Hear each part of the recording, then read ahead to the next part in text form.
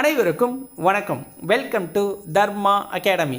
இந்த வீடியோவில் நம்ம பார்க்க போகிறது கதிரியக்க ஐசோடோப்புகளின் மருத்துவ பயன்களை பார்க்க போகிறோம்.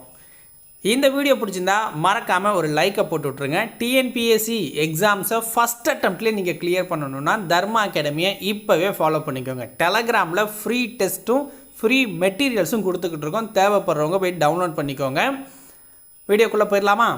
ஃபஸ்ட்டு சோடியம் 24ங்கிற ஐசோடோப்பு இது எதுக்கு பயன்படுதுன்னா, ரத்தம் கட்டுது இல்லை அதை கண்டுபிடிக்கிறதுக்காகவும் ரத்த ஓட்டம் தடைப்பட்டுச்சுன்னா அதை கண்டுபிடிக்கிறதுக்காகவும் பயன்படுது. ட்ரீட்டியம் அப்படிங்கிற ஐசோடோப்பு உடலில் உள்ள நீரோட அளவை கண்டுபிடிக்கிறதுக்காக பயன்படுது. கார்பன் 11 இது மூளையின் உள்ளாய்வை நம்ம பார்க்கறதுக்காக பயன்படுது. கார்பன் 14 கதிர்வீச்சு எதிர்ப்பு தன்மை குறித்து ஆராயறதுக்கு பயன்படுது.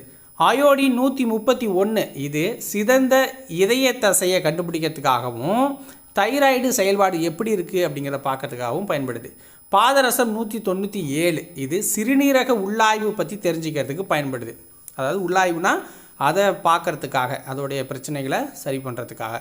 பாஸ்பரஸ் 32 கண்புரை வளர்ச்சி எறிதல் பற்றி, கண்புரை எந்த அளவுக்கு வளர்ச்சி எறியுது இதை பார்க்கறதுக்காக இது பயன்படுது. இரும்பு 59 அப்படிங்கிறது இரத்த சோகையை கண்டறிய பயன்படுது. கோபால்ட் 60 புற்றுநோய் மருத்துவத்தில் பயன்படுது. தங்கம் 198 இதுவும் புற்றுநோய் மருத்துவத்தில் பயன்படுது. இதோட வீடியோ முடிச்சுக்கலாம். உங்களுக்கு பிடிச்சிருந்துச்சுன்னா ஒரு லைக்கை போட்டு விடுங்க. ரொம்ப பிடிச்சா உங்கள் நண்பர்களுக்கு ஷேர் பண்ணுங்கள். நீங்கள் டிஎன்பிஎஸ்சிக்கு உண்மையாக படிச்சுக்கிட்டு இருந்தீங்க அப்படின்னா மறக்காமல் சேனலை சப்ஸ்கிரைப் பண்ணிக்கோங்க. அடுத்த வீடியோவில் சந்திக்கலாம்.